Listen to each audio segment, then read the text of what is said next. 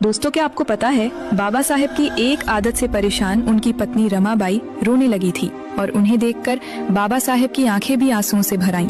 Doctor Baba Saheb Ambedkar ऐसे इंसान थे जो किताब पढ़ते पढ़ते अपनी पत्नी का दर्द और थाली में रखा खाना दोनों भूल जाते थे। बाबा साहेब को किताबों से बेहद प्रेम था। अगर कोई बेहतरीन किताब दिख जाए तो खरीदे बिना उन्हें चैन नहीं मिलता था। एक बार उन्होंने लॉज ऑफ इंग्लैंड की 5 मोटी किताबें खरीदी और फिर पढ़ाई में ऐसे डूब गए कि उन्हें भूख प्यास तक का होश नहीं रहा। अहो खाना खाइए ना, अहो खाना खाइए ना, रमाबाई बार बार कहती रहीं, पर बाबा साहेब की ओर से कोई उत्तर नहीं आया।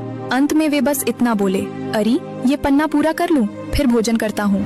बाबा साहेब किताब से नजर तक नहीं हटाते थे। आखिर में रमाबाई चुपचाप उनकी मेज पर थाली रख गईं और भावुक मन से लौट आईं। उन्होंने सुबह देखा खाना तो वैसा ही पड़ा था। पति भूखा तो पत्नी भी भूखी रही थी। एक दिन पत्नी के कहने पर बाबा साहेब ने पढ़ना बंद किया और भोजन करने बैठे। भोजन करते करते उन्होंने रमाबाई से कहा, अरे तू हमेशा मेरे नाम से ये कहती रहती है कि मैं घर गृहस्थी की ओर ध्यान नहीं देता, तो फिर मुझे क्या करना चाहिए? तू क्या सोचती है? इस पर रमाबाई सहज भाव से बोली, अहो घर में सब्जी लगती है, तेल, नमक, गेहूँ, चावल लगते हैं। बच्चों को पास बुलाकर कभी प्यार तो करिए, उन्हें दुलार तो दीजिए। पत्नी से भी प्रेम से 2 शब्द बोल लिया करिए। आपका तो सब कुछ ही अलग है। आते जाते बस वही मोटी मोटी किताबें, उनका लगातार अध्ययन और बस आप।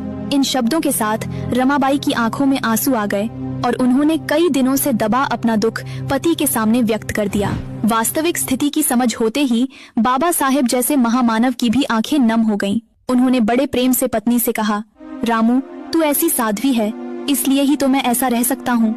पति पत्नी के बीच ऐसा विश्वास और निष्कपट प्रेम संसार में बहुत कम देखने को मिलता है।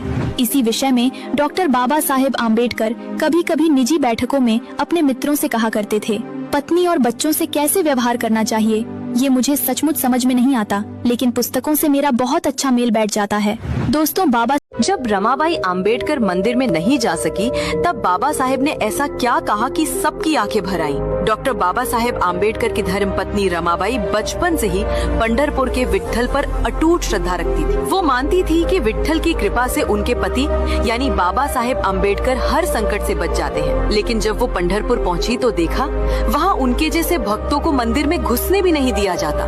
रमाबाई ने देखा कि एक दलित समाज की लड़की ने एक तथाकथित उच्च समाज के व्यक्ति को गलती से छू लिया तो उसे पीट पीट कर खून से लथपथ कर दिया गया। टूटे हुए दिल से रमाबाई ने घर लौटकर सब बाबा साहेब को बताया। तब बाबा साहेब ने कहा, रमा, जो विठोबा अपने ही भक्तों को मंदिर से दूर कर दे, उनके दर्शन भी ना करने दे, वो कैसा भगवान? हम ऐसा कोई तीर्थ क्यों जाए जहाँ हमारे लोग अपमानित हों? नहीं रमा, हम अपना खुद का तीर्थ बनाएंगे, एक ऐसा पवित्र स्थान जहाँ सब बराबर होंगे, जहाँ किसी को भी दुत्कारा या भगाया नहीं जाएगा, और वहाँ मैं विठोबा बनकर खड़ा रहूंगा, तुम मेरी रुक्मिणी बनकर खड़ी रहना। जब तक सूरज और चांद रहेंगे, हम अपने विचारों और अपने आचरण से अपने समाज को हमेशा प्रेरणा और नई ऊर्जा देते रहेंगे। तो दोस्तों, ऐसे थे हमारी त्याग मूर्ति माता रमाबाई और परम पूज्य डॉक्टर बाबा साहेब आम्बेडकर। जय भीम।